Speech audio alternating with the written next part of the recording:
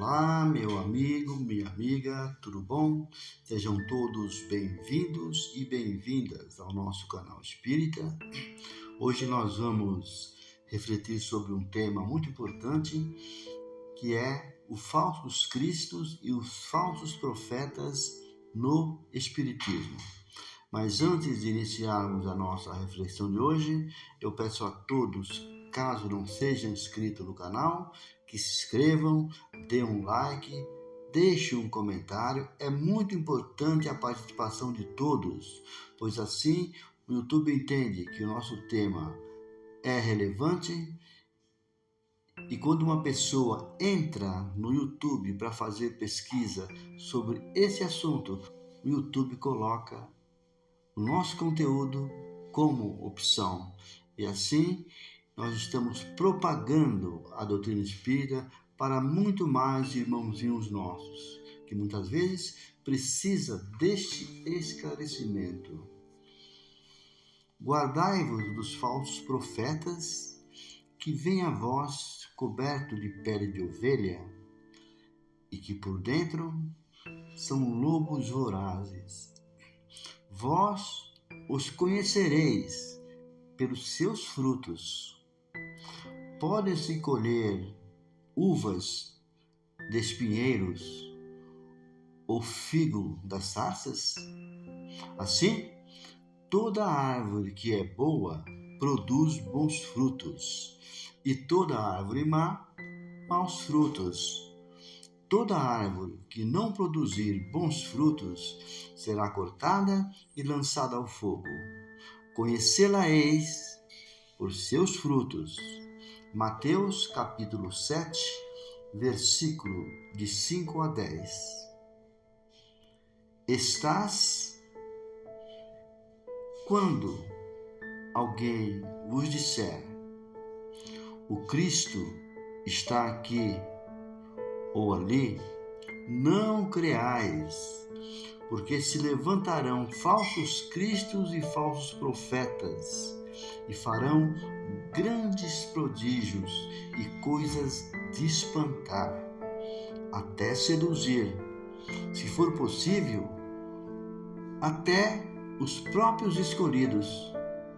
Mateus capítulo 24, versículo de 4 a 24. No entendimento do Espiritismo, profetas são os médiuns de hoje. Naquela época eram conhecidos como os profetas. Nós sabemos que todo aquele que produz algum fenômeno fora das leis da natureza terrena são profetas ou médiuns. São conhecidos como os prodigiosos, ou seja, aqueles que produzem prodígios. Mas vamos ficar cientes que existem médiuns que trabalham com os mentores espirituais do bem e aqueles que trabalham com espíritos trevosos, pois a mediunidade ela se aflora sem escolher se a pessoa tem moralidade ou não, porque é um dom físico, é um dom do corpo. Então, nós temos que ficar atentos. Será que estamos comendo os frutos da boa árvore ou da má árvore? Muitos agem igual aos escribas e fariseus. Falam com eloquência, usando o dom da oratória, procuram influenciar o maior número possível de pessoas. Com palavras cuidadosamente elaboradas, conseguem atingir o emocional das pessoas, a carência daqueles irmãozinhos que no momento estão passando por algum tipo de problema. E de forma sorrateira, este falso profeta vai modificando, interpretando à sua maneira o Evangelho do Cristo. Desconfiai, meu amigo, minha amiga, daqueles que pretendem ter o único monopólio da verdade.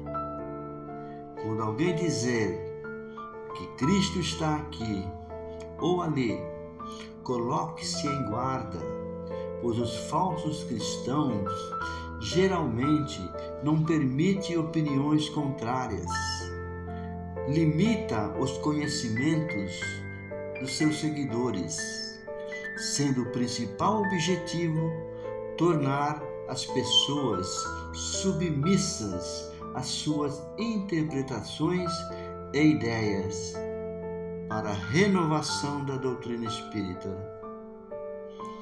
Mas será que a doutrina espírita precisa ser renovada? Ela já está pronta, solidificada, alicerçada através do Espírito da Verdade e codificada pelo homem que foi considerado o bom senso em pessoa, Allan Kardec. Portanto, quando alguém dizer que a doutrina espírita precisa ser reformada ou modificada, se afaste imediatamente, pois estará diante de um falso profeta. E existe, meu irmão, minha irmã, também uma categoria de falsos profetas mais perigosos, mais perniciosos. Estes não se encontram entre os encarnados, mas entre os desencarnados. São os espíritos enganadores, hipócritas, orgulhosos, pseudo-sábios. Esta categoria de espírito geralmente são atraídos por trabalhos mediúnicos frívolos, onde a meta do tratamento dos irmãozinhos necessitados é mudada para personagens famosos que supostamente ainda não receberam a misericórdia divina após o desencarne. É neste momento que os falsos profetas da espiritualidade se apossam daquele grupo de trabalho, exaltando a vaidade, o orgulho naquele grupo. Se apresentam com nomes veneráveis, insuflando ideias bizarras e absurdas com a máscara da verdade. Por este motivo, recebemos este alerta. Meu bem amados, não acrediteis em todos os espíritos, mas antes experimente se são de Deus, porquanto todos os espíritos têm que ser a voz de Deus. Existem muitos falsos profetas que seguem nesse mundo. João, capítulo 4, versículo 1. Quando, em uma simples reunião mediúnica, um espírito vira um espetáculo em sua comunicação, é um claro sinal que ali está ocorrendo um processo de fascinação. Quando as instruções dos espíritos pregam o antagonismo aos componentes do grupo, devemos passar essas palavras pelo crivo da razão. Desconfiai quando o espírito se autodenomina conselheiro exclusivo daquele grupo.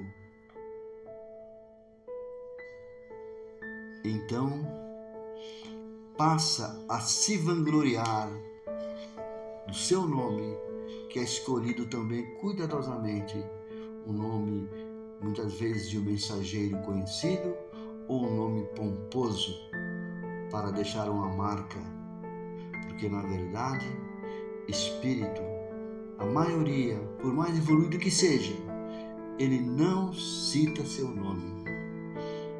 Vamos lembrar que o espírito André Luiz, quando iniciou o trabalho com o Chico Xavier, ele estava escrevendo o livro Nosso Lar. Então, o Chico perguntou qual o nome dele. Ele ficou um pouco quieto e depois perguntou ao Chico: qual o nome dessa pessoa que está lhe acompanhando? Ele falou: esse é meu irmão, chama-se André Luiz. Então, o Espírito disse: pode colocar como André Luiz. Em uma casa espírita séria, não existe médium privilegiado, pois não existe mediunidade perfeita. Não se pode focar o trabalho em um só médium, pois existem variedades de dons mediúnicos. E os dirigentes espirituais responsáveis pela condução do trabalho sabem qual tipo de mediunidade que deve ser usada conforme a necessidade daquele irmãozinho que precisa ser auxiliado. O melhor é deixar fluir as comunicações espontâneas. Elas não são totalmente espontâneas. Por quê? Quem escolhe os espíritos a serem tratados são os responsáveis, como eu já disse, os mentores espirituais responsáveis pela condução daquele trabalho. Porque, como existe variedade de dons, existem variedades de necessidades dos irmãozinhos desencarnados que precisam de auxílios. Assim, todos os presentes terão oportunidade de exercer o seu dom mediúnico. Vamos ficar atentos, meu amigo, minha amiga. O verdadeiro missionário de Deus, ele justifica seus trabalhos por uma superioridade moral. Suas virtudes, suas obras são sempre voltadas à coletividade. Nada impõe. Seus conselhos são em forma de mensagem. Jamais aponta um dedo dizendo de forma explícita o defeito ou o erro desse ou daquele. Ele é bom e benevolente para com todos, sem preferência de raça, cor, opinião ou religião. Respeita as convicções do seu próximo e não lança o anátema a quem não pensa como ele, ou seja, não afasta, não expulsa e não desmoraliza aquela pessoa que pensa diferente. Permanece ali para aprender a doutrina, porque se a pessoa está ali, algum motivo tem. Nada acontece ao acaso. O verdadeiro missionário usa a indulgência para com as fraquezas alheias, pois sabe que ele mesmo tem necessidade de indulgência, porque todos nós temos fraqueza. E se lembra das palavras do Mestre Jesus: aquele que está sem pecado, atire a primeira pedra. Então, meu irmão, minha irmã, não esqueça do like, não esqueça do comentário, faça a sua inscrição. Eu agradeço a todos por ter ouvido o nosso áudio. Deus lhes abençoe, Deus lhes pague, graças a Deus.